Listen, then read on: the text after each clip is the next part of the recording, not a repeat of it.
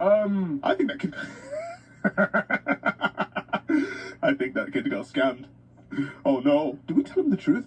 Oh, is there gonna be an option to tell him the truth? Don't worry. It's completely safe. Forgive me, priest. I'm ready to take the package now. Now go away. I've already seen the title. Nice of you to notice. Why would you do another? Because it's horror time! Yes, I reviewed the first movie. Twice. But besides that, I wanted to know what the second one could be about since the first one ended so, well, open-ended. I have a feeling the two people who survived in the last movie won't even make an appearance. But regardless, this is Pumpkinhead 2, Blood Wings. When did Pumpkinhead grow wings? Is he the Antichrist? In Pumpkinhead fashion, we get a long-ass credit scene. This time, instead of being on fire, it's just red. I mean, at least you can try to hide your laziness. Ah, there's the fire. In 1958, a woman calls out to Tommy. Dinner is ready and a creepy hand, presumably to be Tommy's, takes the mush of food. And yes, it is black and white to show it's back in time. The original just showed everything darker, but okay, I guess. A car pulls up full of drunk, smoking teens. I know what you're thinking. What was Tommy? He was just a poor, deformed teen. The teens have come out here today to do one thing. Kill poor Tommy. What did he do? Why are they dicks? Because the poor guy exists. That's why. The chase is on after a while before the dicks catch up to them in an iron mine, beating him up.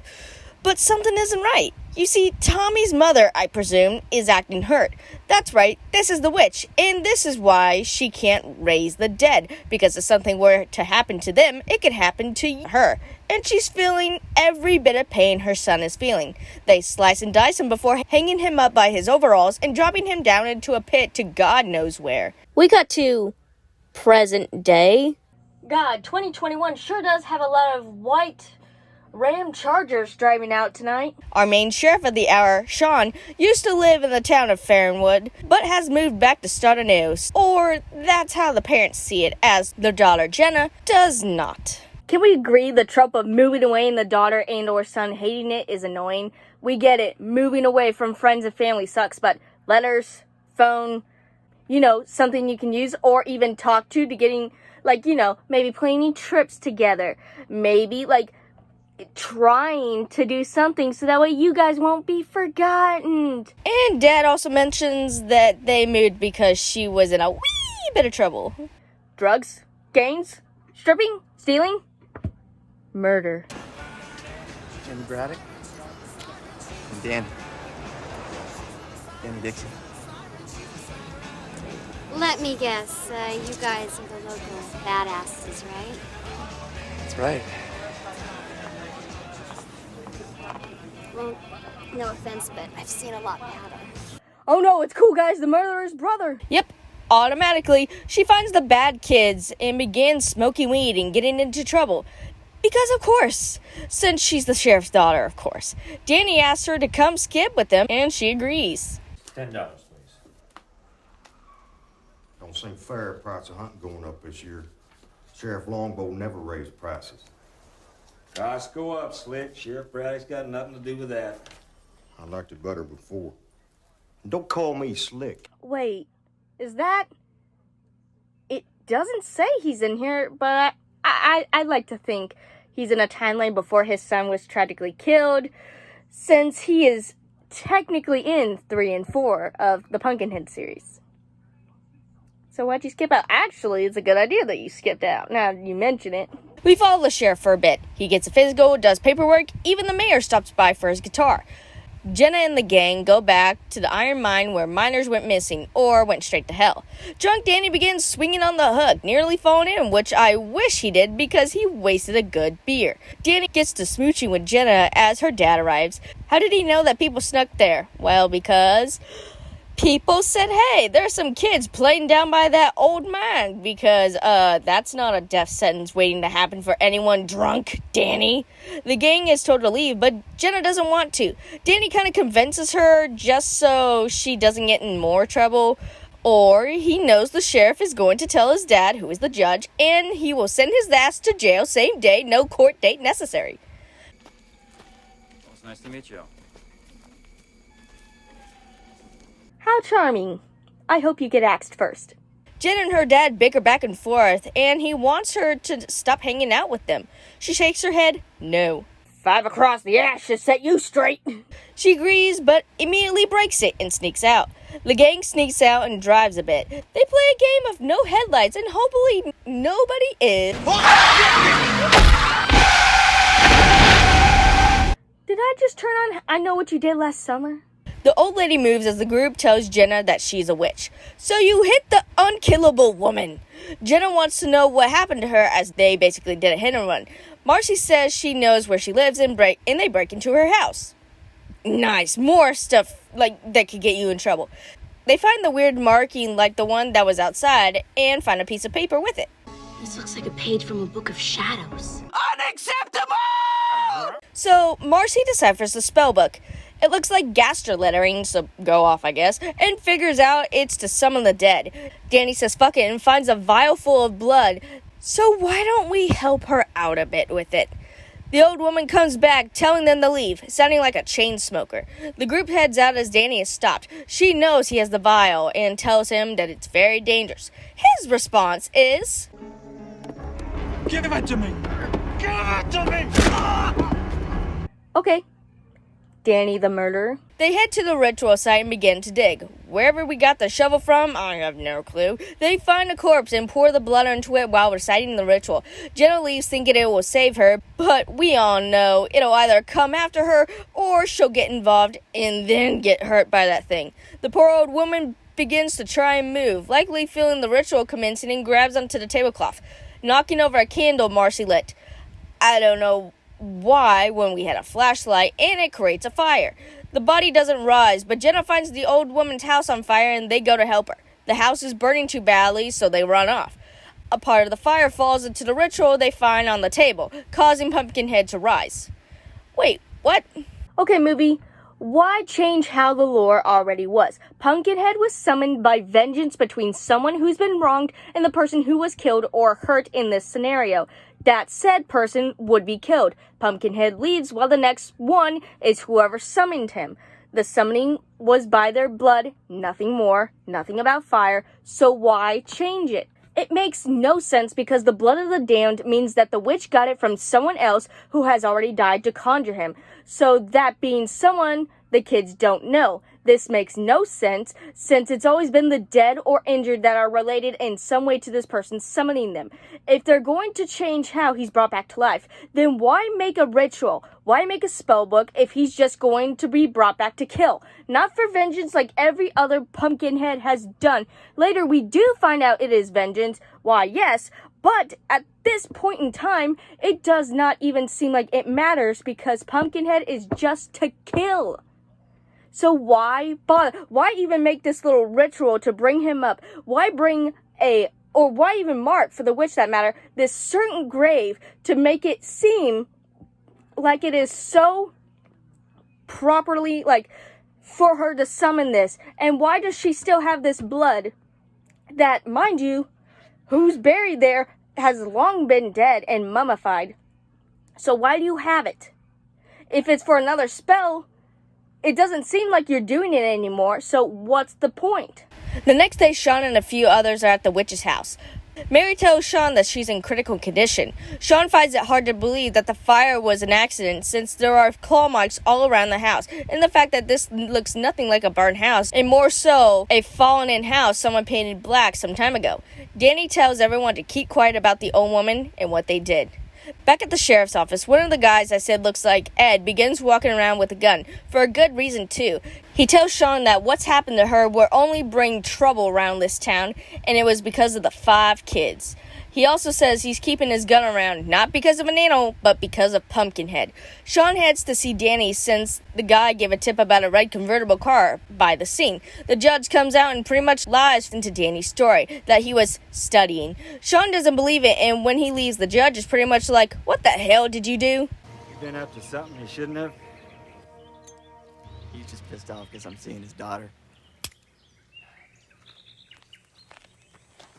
You're already on probation, boy. Cutting back to the old lady, she begins seeing Pumpkinhead go to work and killing Not Ed. Sean begins his investigation on Not Ed's death, finding a weird marking. It looks like the birds we drew when we were Blood Wings. I get it. I don't get it. The rest, except Sean, the same one, believes it to be a wildcat. His limbs were cleaned off. How? Delilah shows Sean the autopsy, showing similarities from the witch's house to not Ed's. Danny calls Jenna and she tells him about the witch in the now dead body.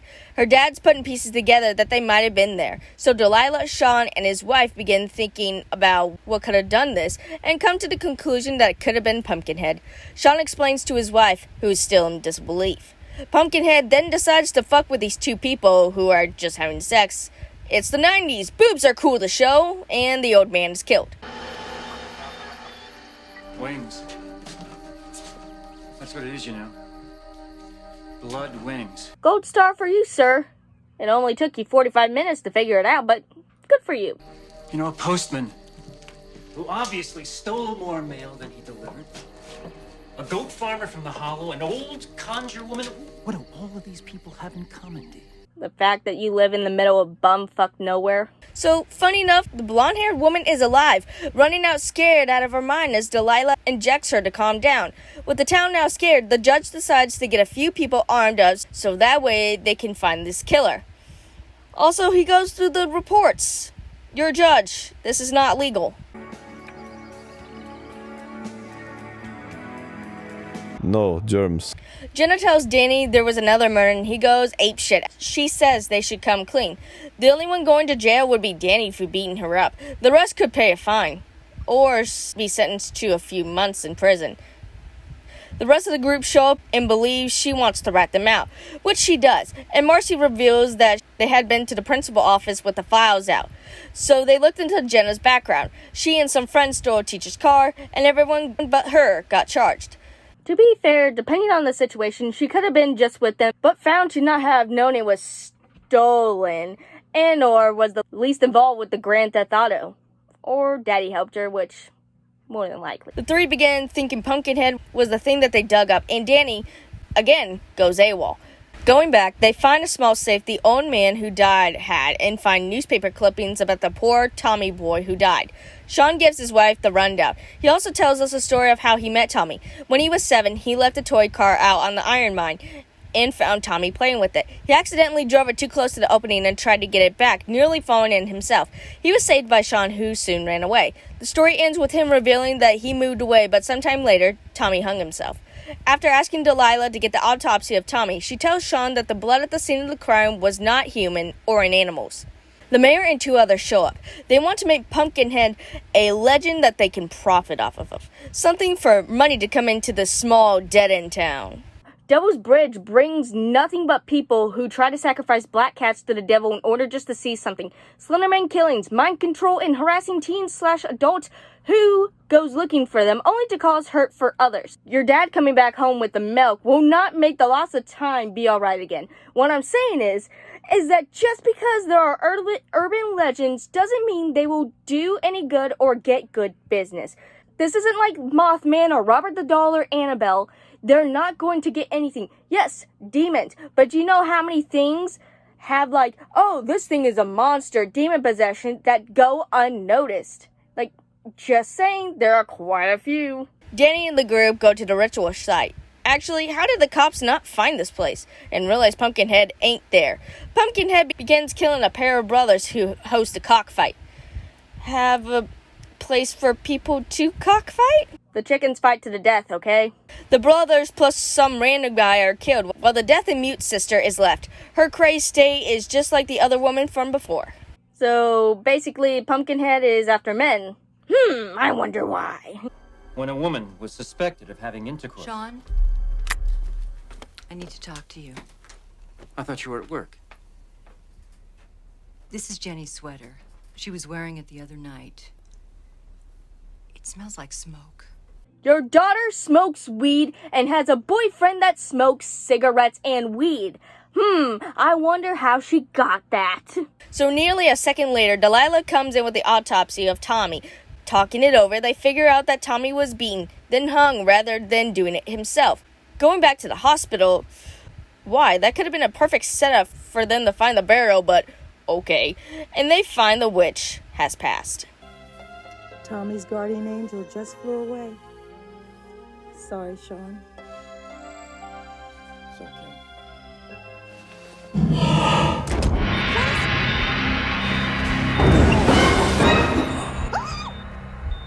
It is too late to help me like it is too late to help the others.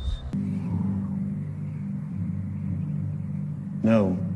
The witch reveals that Tommy pulled her out of the fire, aka he's Pumpkinhead, and just listen. Before I died, I was the guardian of the soul. Tommy's soul. A very special soul. His mama. Nothing special about her. But his papa. Come on.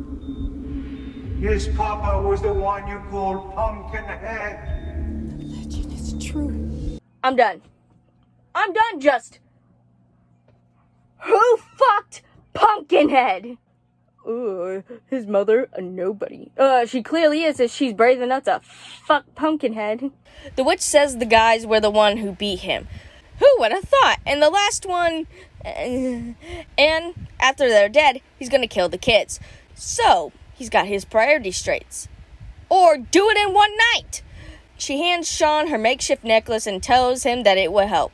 We see Pumpkinhead roaming around before she dies once more. The red wings he's been leaving around are the names of the old football team, the last one being the Judge. No wonder he got into the field. His sons were going to follow in his footsteps. Conveniently, she's given Red Wing jacket, but Pumpkinhead is on the move. Danny and Jenna head to the cabin where the rest of the group is, giving the bad news that the witch is dead. Danny could give 2 fucks, but Polly digs more into him, and Danny punches him. Swinging a gun around, no one is allowed to leave or tell the police anything. Sean and Delilah race to the judge as well. The judge wants more people around him to keep him safe, since he was the most likely to be the one to actually hang him. But it's too late. Pumpkinhead has him in his grasp, writing on the walls before killing him. Now it's time for the kiddies. Tensions are running high as Danny threatens Polly with a gun to get the car. He attempts to go get the car, and as he soon starts it up, he is killed. He's thrown through the window of the cabin, and the rest run away. Marcy is impaled, and Peter soon joins her in the impalement of love. Damn, and I actually liked Marcy too. Sean and Delilah arrive at the judge's house, finding both his and Polly's body, and head out to find the others. A squad of hunters come out to hunt Pumpkinhead, and Danny the murderer is dead! Hallelujah! This leaves Jenna. She runs to the iron mill, which Pumpkinhead follows as Sean and Delilah arrive. He shows him the necklace, and he lets her go, as Sean reminds him that the people who had killed him are dead, and that Sean has saved him once. The gunslingers arrive, and Pumpkinhead somehow ends up hanging himself, and has flashbacks before he was killed.